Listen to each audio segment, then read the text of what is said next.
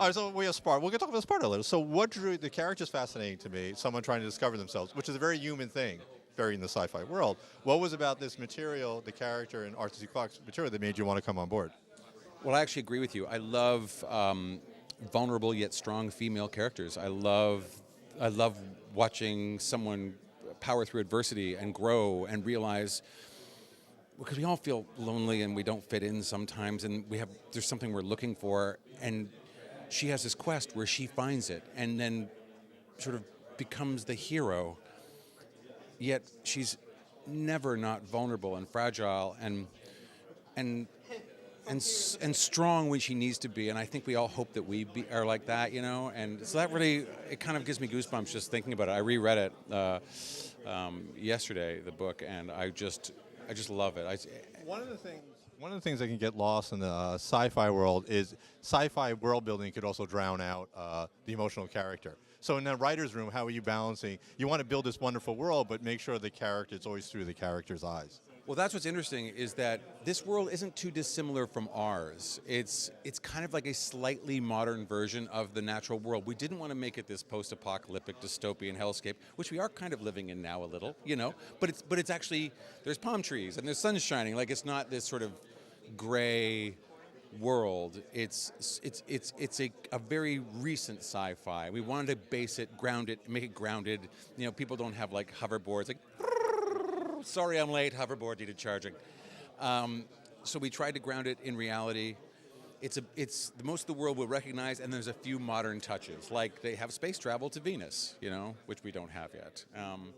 And the implants that we are just starting to experiment with are much more common in this, they have a lot of people that have been biomechanically enhanced, which I think is kind of where we're heading, right?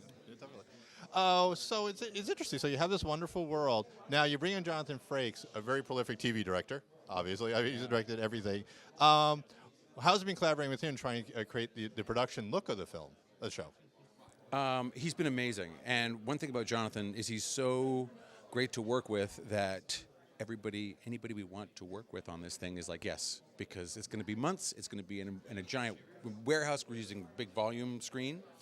And if you're going to spend 4 months with somebody, it better be somebody who is no drama, right? So he's great. He's got this incredibly creative side, but he's at the very essence of Jonathan. It's like he wants the process to be enjoyable. He's been at it too long to make anyone suffer or deal with any attitudes. You have to be. His motto is "Don't stop the fun train," which I kind of love. I asked the same question of your co-showrunner, Michael. At what point, meeting him, did you think this is the guy who beat the Borg? Oh, Jonathan? Oh yeah. I mean, listen, he's so iconic. We were just saying the other day, he was in the Dukes of Hazzard. Like, the man, he's like, there are probably like 30 clones in a basement, right? Like, it's not human. He's like, if you read his IMDb, it's like, that was a clone, that was a clone. But yes. It'll say, as he's being lowered into the casket, it'll be like, we now say goodbye to the man who beat the Borg. Okay, so it's a very fascinating character, Sparta.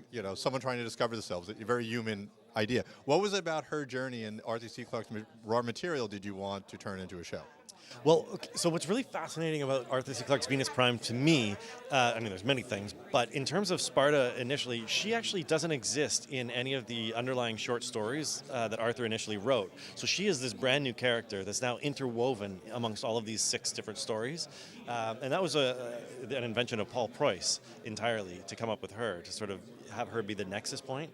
For me, Sparta, it's her fragility and her vulnerability that allows us, she's got these special, wonderful, unique abilities, but they're flawed, and she is constantly butting up against this hero's journey that she's being thrust into, and having to decide, am I going to take this, pick up the baton and save the world, or, not slunk off to the left, but it's something that she sort of struggles with, and eventually as we go deeper into the show, she will, pick that up and run with it. But it's that initial, oh my God, I'm just in survival mode, and how do I save myself, let alone saving the world? Now, obviously, it's a rich sci-fi world, but you don't want to lose the emotionality of the character. So when you're arcing out the story right now for the season, how are you approaching the writing room, making sure that let's not overshadow the emotional with the cool backstory, but we don't want to have. We also want the world. Absolutely. So the way Dwayne and I like to work is we're very collaborative, and it's always best idea wins. And so when we put our room together, we work on a principle of like yes, but, and but therefore. And so that for us allows us to always, it moves the characters along, but is constantly creating conflict along the way. And that conflict is kind of what makes these characters more universal, because it's more of us, of like how would you handle yourself in that specific situation. So yes, we're not all going to be heroes saving the galaxy, but it's these very human instances that bring that commonality forward. Now, you have a very prolific TV director now as a partner, and obviously Jonathan Frakes has the big task of setting up the aesthetics. He's got to figure out how is this production work. What's been the collaboration with you, thinking about how it's visually going to look, working with him as the head of production? Yeah, so one of the things we talked about very early on was what the look and feel of this world is going to be. And obviously Jonathan, coming from the Star Trek universe, everything is very sort of buttoned up. There's these futuristic onesies. It's very clearly way in the distant future versus us. And I think this is what was part of Jonathan's initial attraction, let alone the origins of the project. But in terms of our initial take on it and the vision, was to create this world that is somewhat in the near future, where we still have all of the current aspects of society with some really fun future high-tech stuff in there. So it's a flawed future where we have tech and high-tech, but it's only as good as the people using it and as the adoption is of the technology. So we're in the future, but it's still, we're all wearing clothes like this, maybe a few new outlandish things, but it's still immediate and here. And I think that's what the grounded nature of this sci-fi is what really attracted Jonathan. So it's something he can use to differentiate from the Star Trek brand. And when you're working with him, at what point did it enter your mind that this is a man that beat the Borg? How cool is it working with the man who beat the Borg? Right. So growing up with my childhood friends, we watched Star Trek Next Gen. That's what we grew up on. And so when Jonathan was first proposed to us as a director, he'd read the material, he liked it, really responded to it.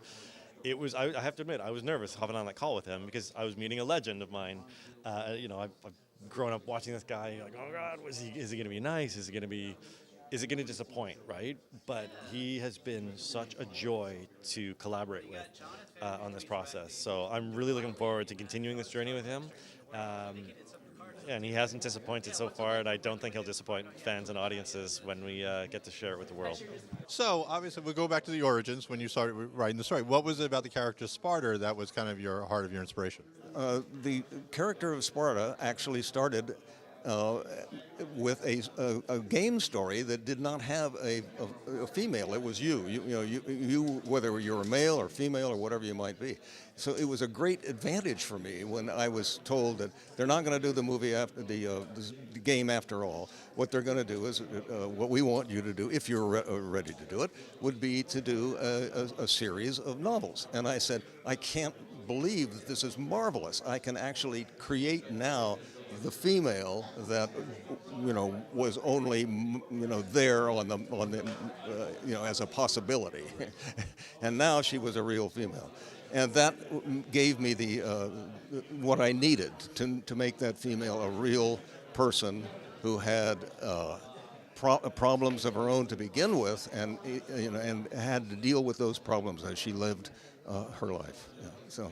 Now, what was about Michael, Dwayne, and Jonathan Frakes that made you want to turn over the story to them? Oh, well, first of all, Frakes is an incredible actor and a director, and that makes it real all by itself. Whatever he wants to do, you please. And in my case, I love these guys, and I've been working with them for several years.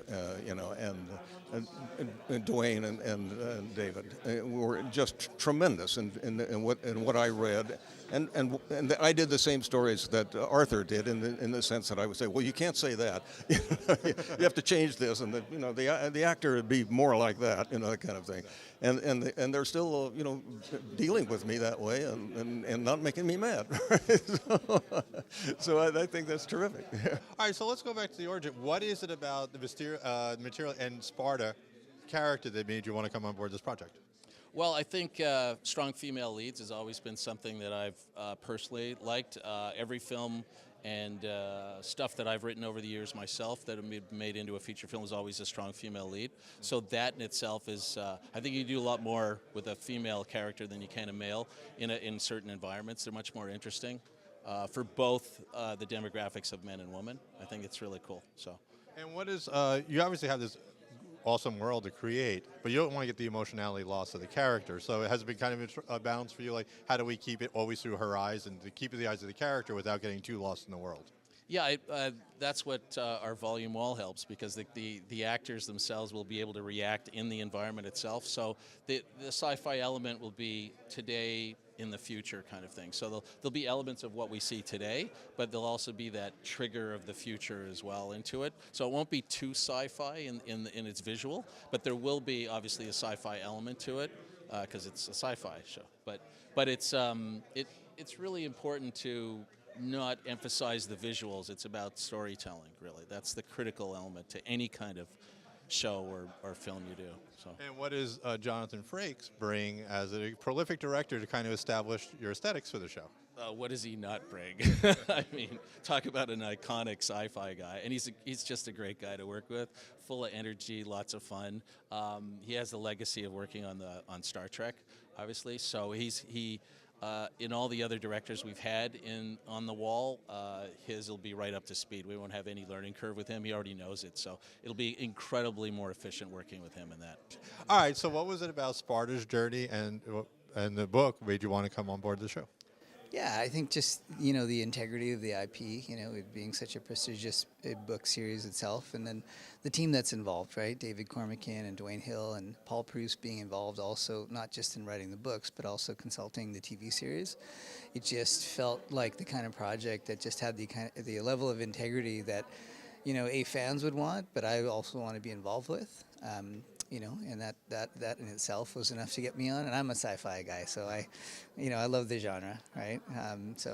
And Sparta's journey, it's, for me, the story is no matter what the setting is, it's always about the human element and the human transformation and their journey, right? Their hero's journey.